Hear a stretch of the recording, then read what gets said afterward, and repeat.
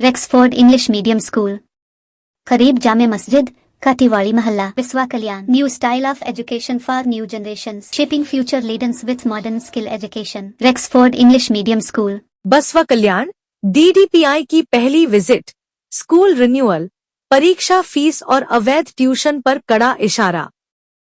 बसवा कल्याण 16 अक्टूबर 2025 शुक्रवार को हुए एक कॉन्फ्रेंस के दौरान बिदर डीडीपीआई श्री सुरेश एच.जी. की बसवा कल्याण में पहली आधिकारिक विजिट के मौके पर जिले के सभी प्राइवेट और सरकारी स्कूलों के हेडमास्टर्स तथा बसवा कल्याण शिक्षा अधिकारी मौजूद थे।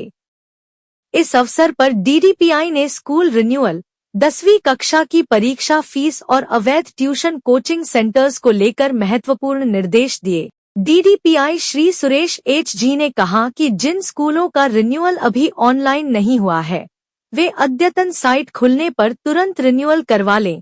साइट सक्रिय होते ही प्रक्रिया चालू कर दी जाएगी और उससे जुड़ी 10वीं कक्षा की छात्र छात्राओं की परीक्षा फीस भी भरी जा सकेगी। उन्होंने स्पष्ट किया कि अवैध ट्यूशन सेंटरों और कोचिंग केंद्रों पर कठोर कार्रवाई की जाएगी। शिक्षा व्यवस्था को प्रभावित करने वाले किसी भी गैरकानूनी संचालन को बर्दाश्त नहीं किया जाएगा। बीओ बसवा कल्याण शिक्षा अधिकारी को लेकर पूछे गए सवाल पर डीडीपीआई ने कहा कि अधिकारी फोन बंद नहीं रखें, बसवा कल्याण से मिलने वाली कॉल्स का जवाब देना और स्थानीय समस्याओं का समाधान करने में तत्पर रहना उनका दायित्व है।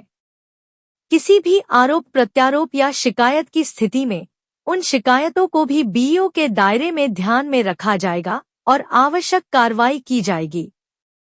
डीडीपीआई ने स्वयं यह भी कहा कि यह उनकी बसवा कल्याण की पहली विजिट है और वे स्थानीय शिक्षा स्थिति को समझने तथा सुधार के लिए मिलकर काम करेंगे। BK9 ನ್ಯೂಸ್ ವೀಕ್ಷಕರೇ, HKEA ನ್ಯೂಸ್ ವೀಕ್ಷಕರೇ, ವೀಕ್ಷಕರೇ, ನಾವು ಇವತ್ತಿನ ದಿವಸ ಬೀದರ್ ಜಿಲ್ಲೆಯಾದಂಥ ಬಸವ ಕಲ್ಯಾಣ ತಾಲೂಕು ಹತ್ರ ಬೀದರ್ DDPI ಅವರು ನಮ್ಮ BK9 ನ್ಯೂಸ್ ಹಾಗೂ HKEA ನ್ಯೂಸ್ ಹತ್ರ ಲೈವ್ ಬರ್ತಾ ಇದ್ದಾರೆ ವೀಕ್ಷಕರೇ।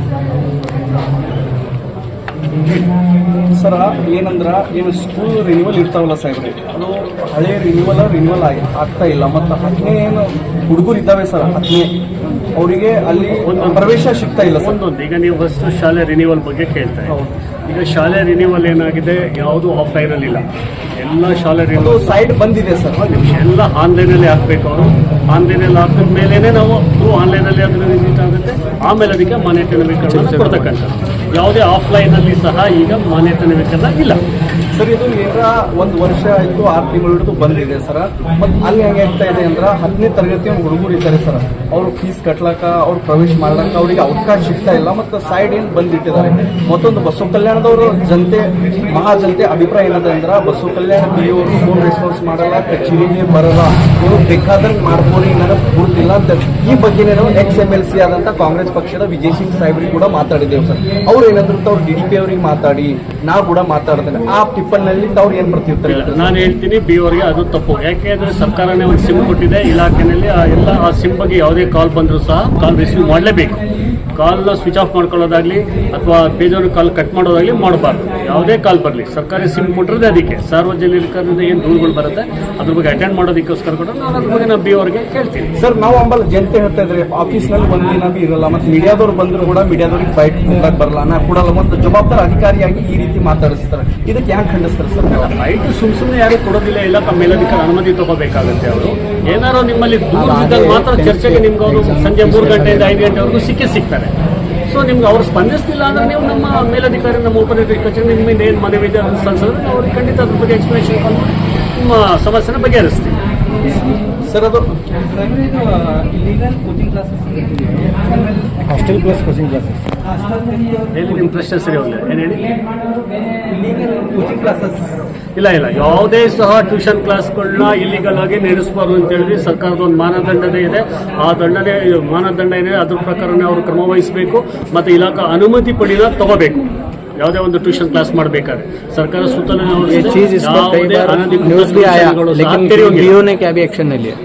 ನಿಮ್ಮ ತಾಲೂಕಲ್ಲಿ ಈ ತಾಲೂಕಿನಲ್ಲಿ ಆ ಸಂದರ್ಭದಲ್ಲಿ ನ್ಯೂಸ್ ಕೂಡ ಬಂದಿದೆ, BO ಸಾಹೇಬರು ಏನೋ ಆಕ್ಷನ್ ತಗೊಂಡಿಲ್ಲ ಸರ್।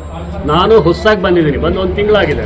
ನಿಮ್ಮ ಜಿಲ್ಲೆಗೆ ಬೀದರಲ್ಲಿ ಆಯ್ತಾ. ನಾನು ಅದ್ರ ಬಗ್ಗೆ ಕ್ರಮ ವಹಿಸ್ತೀನಿ. ಯಾವ್ದಾದ್ರು ದೂರ ನಮ್ಮ आप ಕಚೇರಿಗೆ विजिट करना है तो भी ಸಲ್ಲಿಕೆ कर ಆಗಿಲ್ಲ सकते हो बोलो, ನಿಮ್ಮ ಬಗ್ಗೆ. सरेदस विजिट ಈ करना ಇಲ್ಲ ಸರ್, ತಾಲೂಕಿನ- ಅವ್ರೀಗ ವಿಸಿಟ್ ಮಾಡಬಹುದು, ಈಗ ಸರಿದಷ್ಟು ವಿಸಿಟ್ ಮಾಡಬಹುದು ಸರ್. ಬಿಒ ಸಾಹೇಬ್ರದ್ದು ಇದ್ರದ್ದು ಬಹಳಷ್ಟು ನಿಷ್ಕಾಳಜಿಪಣ ಆಗಿದೆ ಸರ್.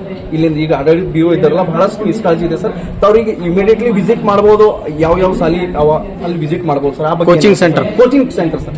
ಅಲ್ಲ, ಕೋಚಿಂಗ್ ಸೆಂಟರ್ಗಳು ಇಲ್ಲಿಗಲ್ ನಡೆಯೋಂಗೆ ಇಲ್ಲ, ಅವು ಬಂದ್ ಮಾಡ್ಬೇಕು. ಯಾವ್ದಾರ ಕೋಚಿಂಗ್ ಸೆಂಟರ್ಗಳು ಅವ್ರು ತೆಗಿಯೋಂಗಿಲ್ಲ. टोटली उनसे ಇಲ್ಲ, बात ನಾನು करें तो बी ऑफिस से बात ಬೇಕು. करो बोल रहे कोचिंग सेंटर ಸರ್ ಅವರಿಗೆ ಕ್ಯಾಬಲ್ कोचिंग सेंटर को बात करें तो उन्होंने क्या बोल रहे बी ऑफिस से बात करो बोल रहे ಸರ್ ಕೋಚಿಂಗ್ ಸೆಂಟರ್ದವ್ರಿಗೆ ಇವ್ರು ಮಾತಾಡಿದ್ರಂದ್ರೆ ನೀವು ಬಿಒ ಆಫೀಸಿಗೆ ಸಂಪರ್ಕಿಸಿ ಅಂತ ಹೇಳ್ತಾ ಇದ್ದಾರೆ ಸರ್. ಹೌದು, ನೀವು ಬಿ ಆಫೀಸ್ ಒಂದು ಮನವಿ ಕೊಡಿ. ಹಿಂಗೆ ನಡೀತಾ कई ಇದೆ. बार कंप्लेंट करे बी ऑफिस ಕಂಪ್ಲೇಂಟ್ को ಮಾಡಿ ಅಲ್ಲಿಗೆ ಒಂದು ಸರ್, ಕಂಪ್ಲೇಂಟ್ ಮಾಡಿ ಕಾಪಿ ಇಟ್ಟು ನಮ್ಗೊಂದು ಹಾಕಿ. ಸರ್ ಬಹಳಷ್ಟು ಕಾಂಪ್ಲೇಂಟ್ ಮಾಡಿದ್ದಾರೆ ಅಂತ ಬಿಒ ಅಲ್ಲ, ಸಾಹೇಬ್ರು ಕಾಪಿ ಇಟ್ಟು ಕೂಡ- ನಮ್ಗೊಂದು ಹಾಕಿ. ನಮ್ಮ ಕಚೇರಿಗೆ ಯಾವುದೇ ತರ ದೂರ ಬಂದಿಲ್ಲ. ಇವರು ಸ್ಪಂದಿಸ್ತಾ ಇಲ್ಲ, ಈಗ ನಾವು ದೂರ ಕೊಟ್ಟರು ನಮ್ಗೆ ಉತ್ತರ ಸಿಗ್ತಾ ಇಲ್ಲ ಅಂತಕ್ಕಂಥ ಯಾವ್ದು ಸಹ ಮನವಿ ನಮಗೆ ಬಂದಿಲ್ಲ. Mic ಸಿಗುತ್ತೆ. ನಮ್ಮ ಕಚೇರಿಗೆ ಮನವಿ ಸಲ್ಲಿಸಿದ್ರೆ ನಾವು ಅದ್ರ ಬಗ್ಗೆ ಕ್ರಮ ವಹಿಸ್ತೇವೆ. ಸರ್ ಈ ಆನ್ಲೈನ್ ಬಗ್ಗೆ ಏನ್ ಹೇಳ್ತೀರಿ ಸರ್? ಸೈಟ್ ಓಪನ್ ಹಳೆ ಸ್ಕೂಲ್ ಆಮೇಲೆ ಬಿಡ್ತಾರೆ, ಈಗ ಇಲಾಖೆಯಿಂದ ಬಿಡ್ತಾರೆ. ಮಾನ್ಯತೆ ಆನ್ಲೈನಲ್ಲಿ ಓಪನ್ ಆಗುತ್ತೆ. ಯಾಕೆಂದ್ರೆ ಈಗ SSLC ಎಕ್ಸಾಮ್ ಮಕ್ಕಳು ನೋಂದಣಿ ಮಾಡಬೇಕು, ಈಗ ಅವ್ರಿಗೆ ಮಾನ್ಯತೆ ನವೀಕರಣ ಆಗಬೇಕು, ಶಾಲಾ ಕೋಡ್ ಬೇಕು. ಹಾಗಾಗಿ ಮಾನ್ಯತೆ ನವೀಕರಣ ಈಗ ಓಪನ್ ಆಗುತ್ತೆ ಆನ್ಲೈನಲ್ಲಿ. ಸರ್ ಇದು ಕೋಚಿಂಗ್ ಕ್ಲಾಸ್ ಮಾಡಿ ಅದನ್ನು. ಸೊ ವೀಕ್ಷಕರೇ, ಇವತ್ತಿನ ದಿವಸ ನಾವು ಬೀದರ್ ಜಿಲ್ಲೆಯಾದಂತಹ ಬಸವಕಲ್ಯಾಣ ತಾಲೂಕಾದ DDPI ಸಾಹೇಬರು ಆಗಮಿಸಿದ್ದಾರೆ. ಅವರು ಬಸವಕಲ್ಯಾಣ ಬಿಒ ಕೂಡ ಬಗ್ಗೆ ಹೇಳಿದ್ದಾರೆ. ಇದು KP ನ್ಯೂಸ್ ನಲ್ಲಿ ಸುದ್ದಿಯಾಗಿತ್ತು ವೀಕ್ಷಕರೇ. ಏನ್ ಇದ್ರ ಮೇಲೆ ಕಾಂಗ್ರೆಸ್ ರಾಜ್ಯ ಸರ್ಕಾರ ಏನ್ ಗಮನ ಹರಿಸಬಹುದು, ಏನ್ DDPI ಸಾಹೇಬರು ಆಕ್ಷನ್ ತಗೋಬಹುದು? ನೋಡ್ತಾ ಇರಿ BK9 ನ್ಯೂಸ್, HKA ನ್ಯೂಸ್ ನಿಮಗಾಗಿ.